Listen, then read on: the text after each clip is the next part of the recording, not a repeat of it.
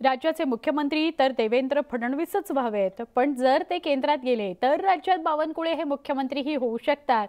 तसं मी म्हणत नाही, पण भारतीय जनता पक्षाचे प्रदेशाध्यक्ष झालेले नेते पुढे काय होतात हे राज्यातील जनतेला माहिती आहे, असं सूचक विधान केंद्रीय मंत्री नितीन गडकरी यांनी केलं.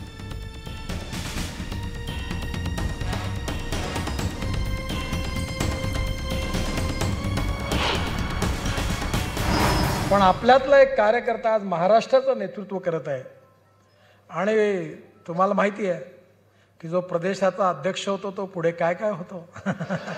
म्हणजे मुख्यमंत्र्याकरता शुभेच्छा नाही देता बरं.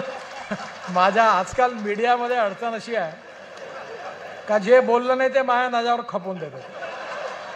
अरे हिम्मत असेल तर तुमच्या नावाने छापा ना, माझा कायला उपयोग करता. तो उद्या गडकरी का फडणवीस को संदेश. म्हणजे मुख्यमंत्री फडणवीसच झाले पाहिजे, पण फडणवीस जर देशात गेले वरती तर नंतर बावनकुळे साहेब तुमचाही विचार होऊ शकतो.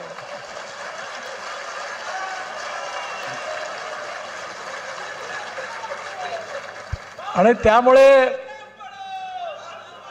बावनकुळेंना येणाऱ्या काळामध्ये पक्षाची सेवा करण्याची जशी संधी आहे तसा त्यांच्या कर्तृत्वालाही वाव मिळणार आहे.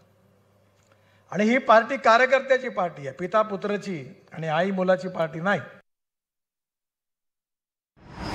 नागपूरच्या जेवढ्या योजना अडकल्या असतील त्या सगळ्या मंजूर करायचं काम त्यांनी केलं. आता सांगू नये पण बावनकुळेमध्ये एवढं कर्तृत्व आहे की ते माणसाला बाई बनवतील आणि बाईला माणूस बनवतील एवढी करतील. कोणती फाईल कशी करतील.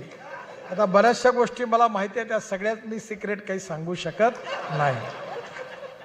कोणाचे पत्र घेतले आमदाराचे, कोणाचा निधी होता आणि कोणीकडे गेला आणि कोणत्या गावात घुसला पताच नाही लागला.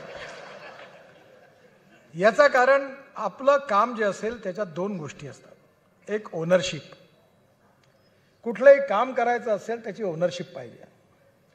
आणि ज्या नेतृत्वामध्ये ओनरशिप नाही आहे ते कधी नाही पनपू शकत. सांगेन मी युक्तीच्या चार, भाषण सुंदर दिसण्याचं जमत.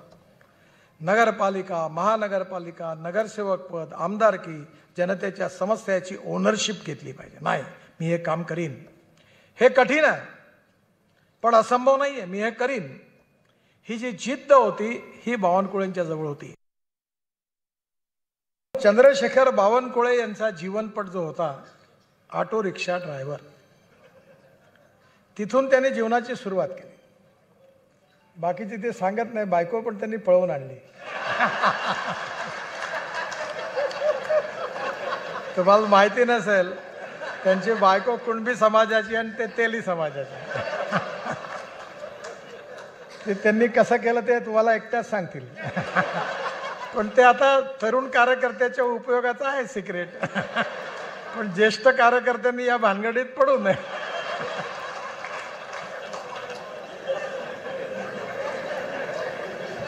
तर बावनकुळे साहेबांचं जीवन हे संघर्षमय.